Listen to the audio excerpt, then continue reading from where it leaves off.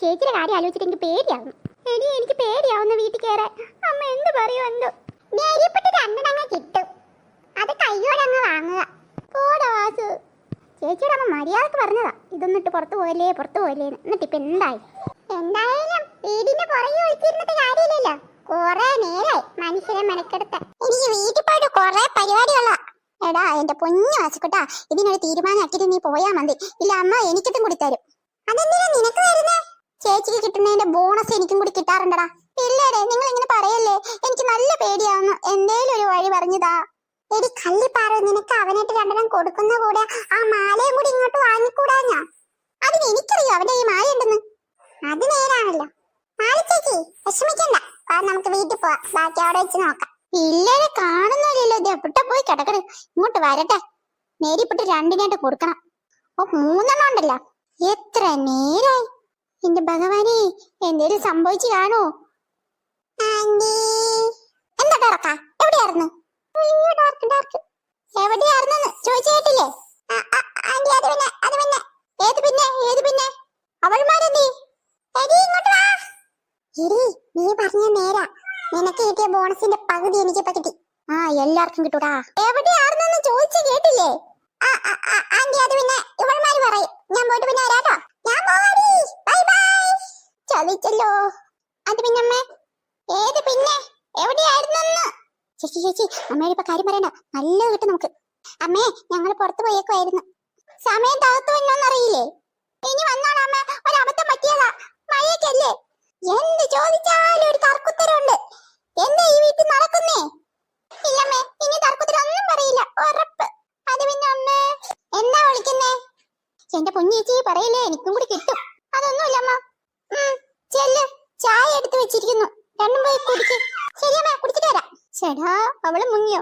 എന്താ മാളു, ഒരു കള്ള ലക്ഷണം ഉണ്ടല്ലോ. ഒന്നുമില്ല അമ്മേ, ഞാൻ പോയി ചായ കുടിക്കേ. പോകാം. അപ്പൊ കുട്ടനെന്തേ? അവന്റെ അവിടെ കളിക്കുന്നുണ്ട്. എന്തെങ്കിലും നിനക്ക് എന്നോട് പറയാനുണ്ടോ? അമ്മ അത് പിന്നെ ഏത് പിന്നെ? അതമ്മേ മാല കളഞ്ഞു പോയല്ലേ? അതെ അമ്മ, അറിയാണ്ട് പറ്റിപ്പോയതാ. കളഞ്ഞു പോയതോ അതോ കള്ളം വന്ന് കട്ടുകൊണ്ട് പോയതോ? അമ്മേ വഴിക്ക് പറയല്ലേ, അറിയാണ്ട് പറ്റിപ്പോയാമേ. അമ്മേനെ തല്ലല്ലേ. ഞാനൊന്നും ചെയ്യില്ല.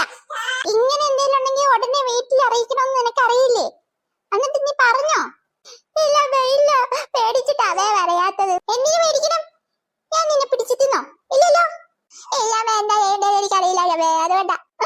സാരമില്ല, ചെല്ലു, പേടിക്കൊന്നും വേണ്ടട്ടോ. ബാക്കിയുള്ള കൂരി വെക്ക്.